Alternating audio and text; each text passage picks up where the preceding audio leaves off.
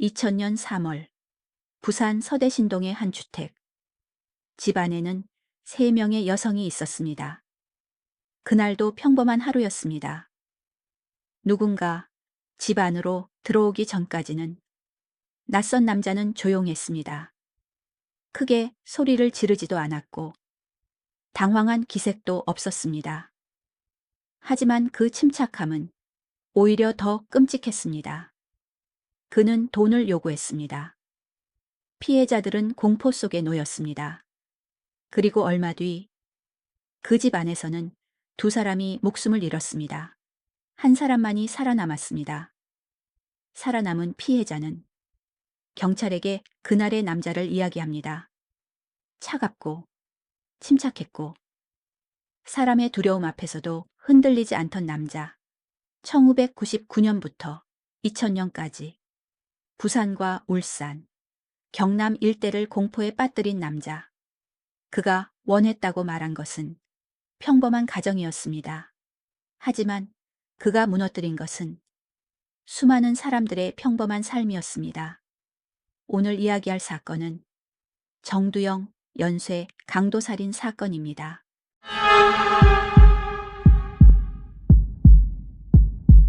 1968년 부산. 정두영은 4남매 중 막내로 태어났습니다. 태어나기 전부터 집안에는 어두운 그림자가 드리워져 있었습니다. 아버지는 암으로 투병 중이었습니다. 그리고 정두영이 2살이 되던 해 아버지는 세상을 떠납니다. 어머니에게 남은 것은 어린아이들, 가난, 그리고 감당하기 어려운 생계였습니다. 어머니는 혼자서 모든 것을 버티기 어려웠습니다. 결국 아이들을 친척 집에 맡기고 재혼을 선택합니다. 하지만 그곳도 오래가지 못했습니다. 정두영이 5살이 되던 해 형제들은 고아원으로 보내집니다. 어린아이에게. 그것은 세상에서 밀려나는 경험이었을 겁니다. 그런데 몇 년 뒤 어머니가 다시 나타납니다.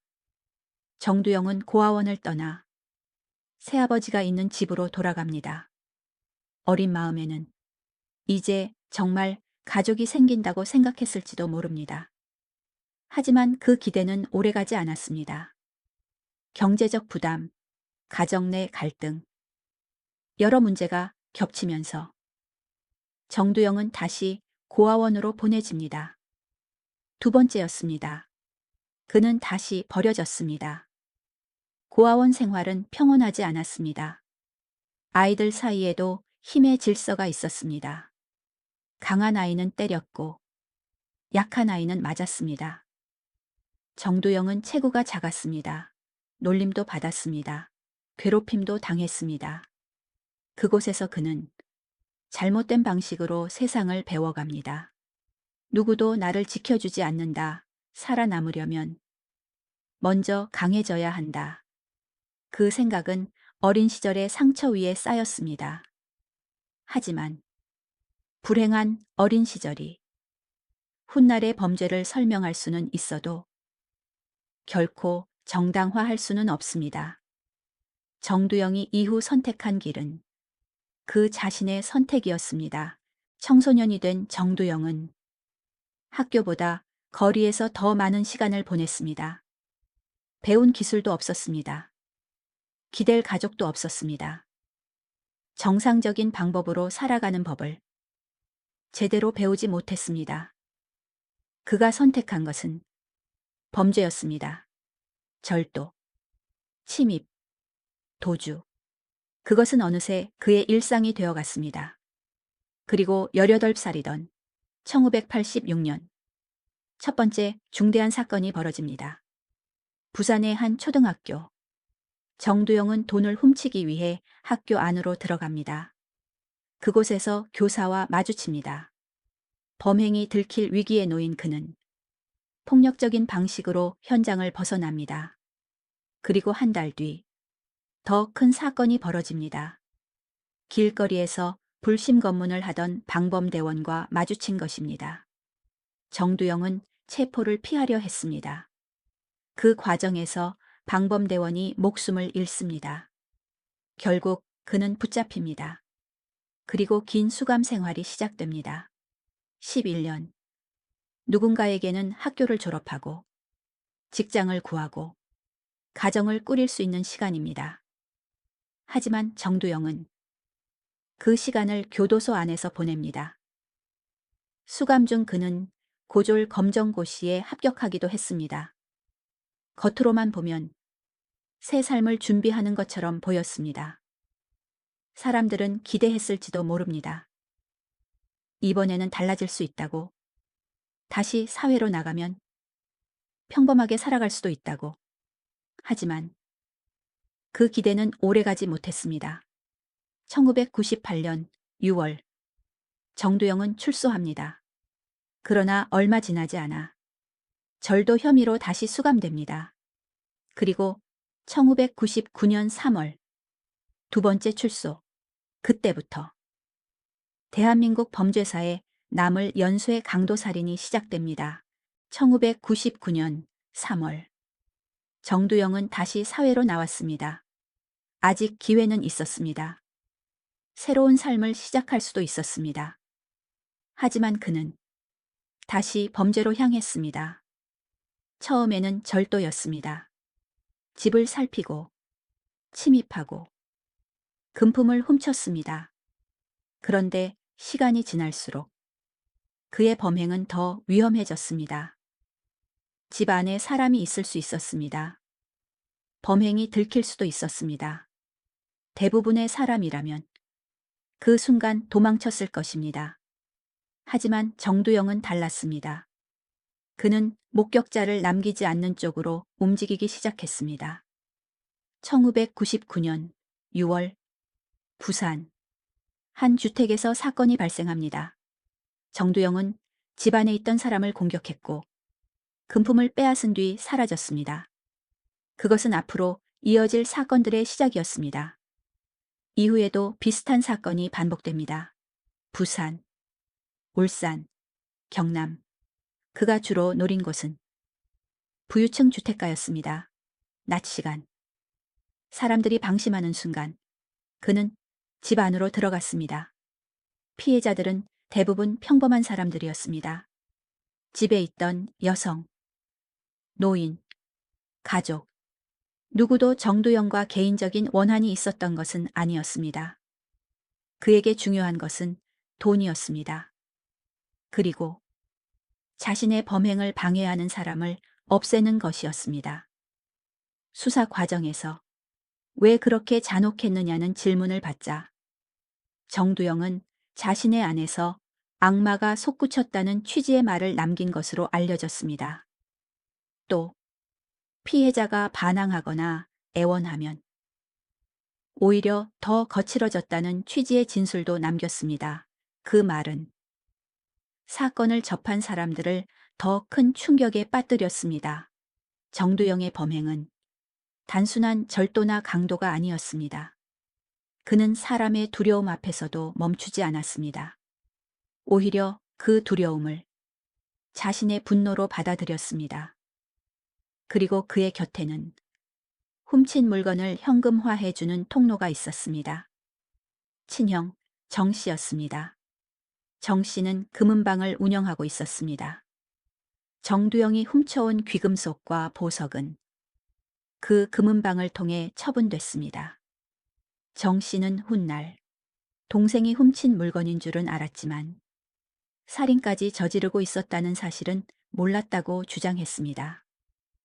법원도 살인 공모까지는 인정하지 않았습니다. 하지만 정 씨는 작물 취득과 알선 혐의 등으로 처벌받게 됩니다. 정두영에게 이 통로는 중요했습니다. 훔친 물건은 돈으로 바뀌었고 그 돈은 다시 다음 범행을 가능하게 했습니다. 그는 훗날 10억 원을 모아 결혼하고 아파트를 사고 PC방을 운영하며 살고 싶었다고 말합니다. 평범한 가정을 원했다고 했습니다. 하지만 현실은 달랐습니다. 범행으로 얻은 돈은 사치와 도박, 동거녀를 위한 생활비와 아파트 마련 등으로 대부분 사라졌습니다. 그의 꿈은 점점 커졌지만 그 꿈을 위해 저지른 범죄 역시 멈추지 않았습니다.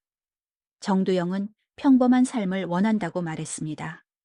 하지만 그가 선택한 방법은 다른 사람들의 평범한 삶을 부수는 것이었습니다. 1999년 여름, 사건은 멈추지 않았습니다. 한 건으로 끝날 줄 알았던 강도 사건은 또 다른 범행으로 이어졌습니다.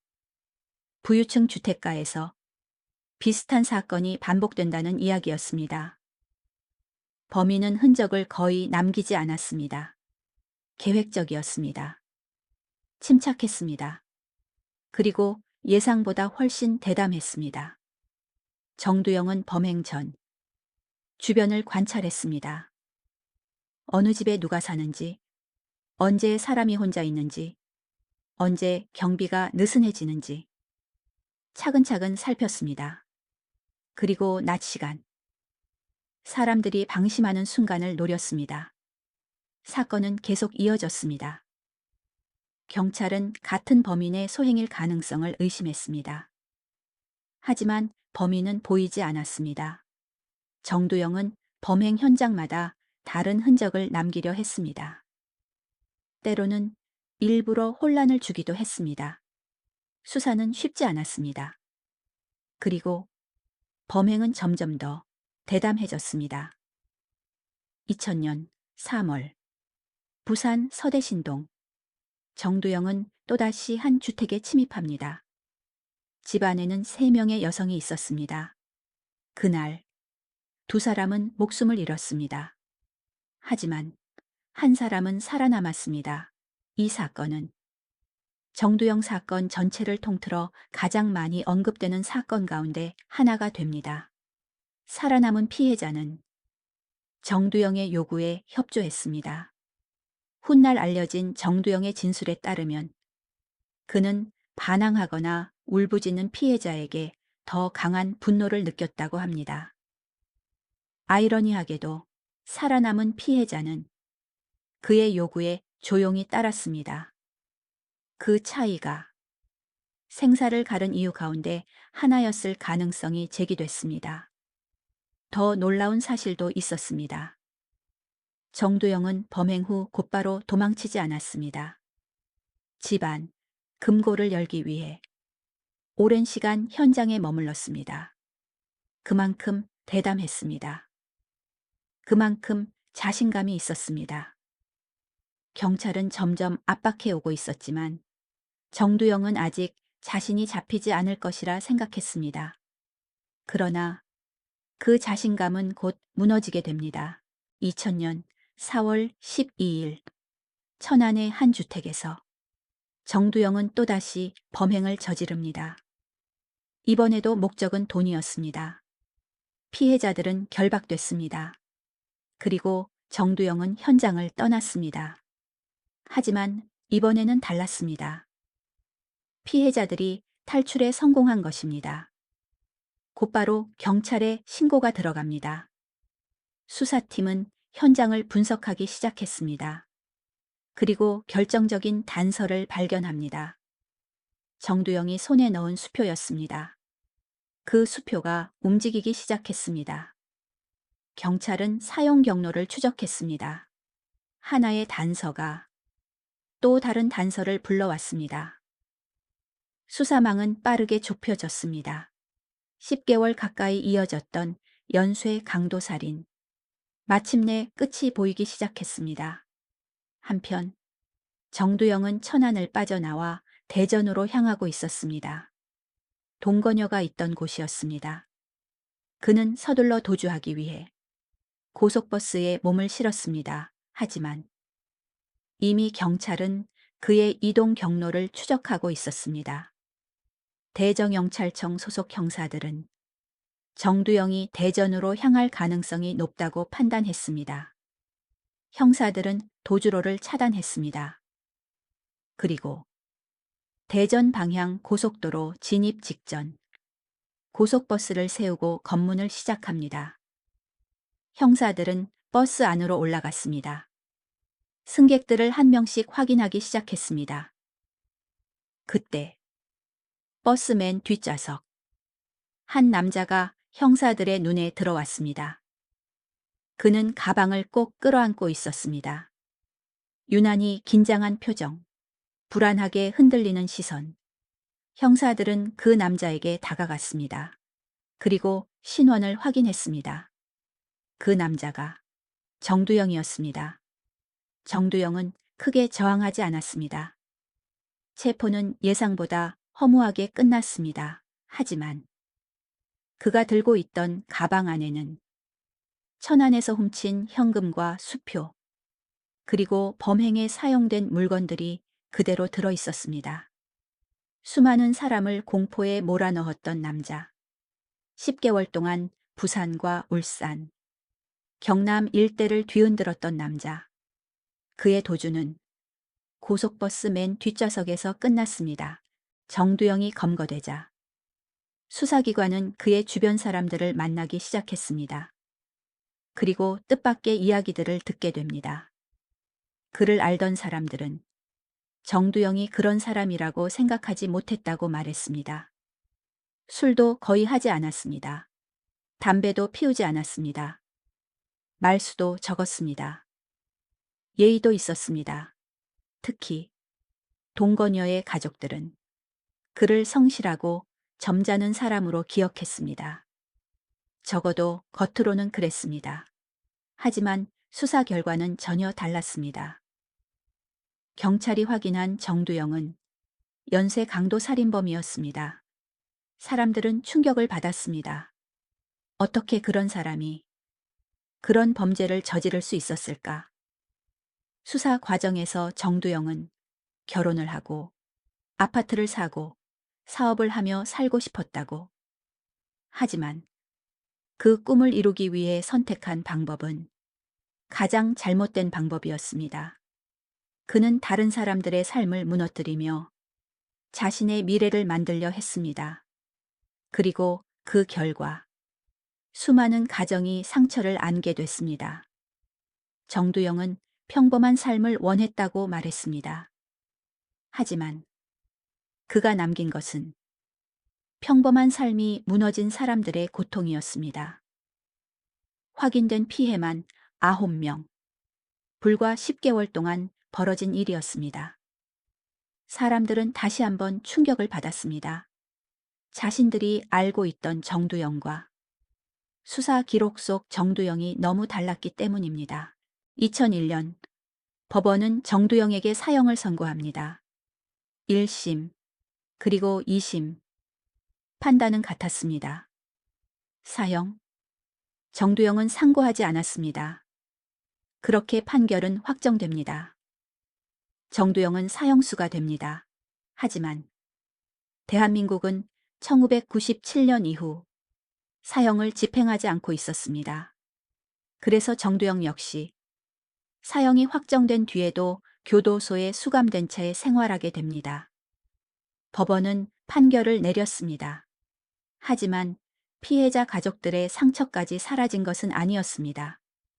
누군가는 가족을 잃었습니다. 누군가는 평생 씻기 어려운 기억을 안고 살아가게 됐습니다. 그리고 정두영이라는 이름은 대한민국 범죄사에 기록됩니다. 사형이 확정된 뒤 정두영은 교도소에서 수감 생활을 이어갔습니다.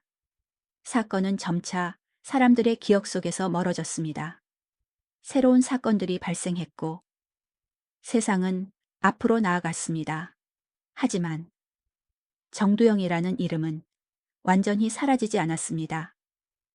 2016년 그의 이름이 다시 언론에 등장합니다. 이유는 뜻밖이었습니다.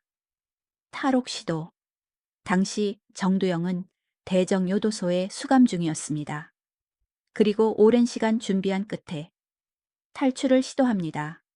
그는 직접 사다리를 만들었습니다. 교도소 구조를 관찰했습니다. 그리고 기회를 노렸습니다. 실행 당일 정두영은 첫 번째 담장을 넘었습니다. 이어 두 번째 담장까지 넘어가는데 성공합니다. 일반적인 수감자라면 상상하기 어려운 수준이었습니다. 하지만 마지막 세 번째 담장을 넘으려는 순간 경보가 울립니다. 센서가 작동한 것입니다. 정두영은 철조망에 걸렸고 곧바로 출동한 교도관들에게 붙잡힙니다. 불과 몇 미터, 정말 얼마 남지 않은 거리였습니다. 만약 그날 센서가 작동하지 않았더라면, 조금만 더 늦게 발견됐더라면 어떤 일이 벌어졌을지는 아무도 알 수 없습니다. 사람들은 다시 한번 놀랐습니다. 수십 년이 지난 뒤에도 그 위험성이 사라지지 않았다는 사실 때문이었습니다. 정두영은 다시 철창 안으로 돌아갔습니다. 그리고 지금도 교도소에서 복역 중입니다. 정두영은 불행한 어린 시절을 보냈습니다. 아버지를 일찍 잃었습니다. 두 번이나 가족과 헤어졌습니다. 고아원에서 성장했습니다. 누군가는 말합니다. 그 환경이 정두영을 만들었다고. 하지만 세상에는 비슷한 상처를 안고 살아가는 사람들이 많습니다. 그들 모두가 범죄자가 되는 것은 아닙니다. 불행한 어린 시절은 설명이 될 수는 있습니다. 하지만 변명이 될 수는 없습니다. 정두영은 살아가며 수많은 선택의 순간을 만났습니다. 그리고 그때마다 잘못된 길을 선택했습니다. 절도를 선택했습니다. 폭력을 선택했습니다. 그리고 결국 사람의 생명을 빼앗는 범죄까지 선택했습니다. 그는 훗날 평범한 가정을 갖고 싶었다고 말했습니다. 결혼을 하고 아파트를 사고 사업을 하며 살고 싶었다고 말했습니다. 하지만 누군가의 가정을 무너뜨리면서 자신의 가정을 만들 수는 없습니다. 누군가의 행복을 빼앗으면서 자신의 행복을 만들 수도 없습니다. 정두영이 원했다고 말한 것은 평범한 삶이었습니다. 그러나 그가 남긴 것은 평범한 삶을 잃어버린 사람들의 고통이었습니다. 가족을 잃은 사람들, 평생 지워지지 않는 상처를 안고 살아가게 된 사람들, 그리고 그날 이후 예전과 같은 일상으로 돌아가지 못한 사람들. 정두영 사건은 단순히 한 연쇄 살인범의 이야기가 아닙니다. 한 사람의 선택이 얼마나 많은 사람들의 삶을 무너뜨릴 수 있는지 보여주는 사건입니다. 그리고 어떤 상처를 가지고 살아왔더라도 그 상처가 다른 사람의 삶을 파괴할 이유가 될 수는 없다는 사실을 보여주는 사건이기도 합니다. 그가 꿈꿨던 평범한 가정은 끝내 이루어지지 않았습니다. 대신 그의 이름은 대한민국 범죄사에 남게 됐습니다. 이상. 멈춰버린 그날 정두영 연쇄 강도살인 사건이었습니다.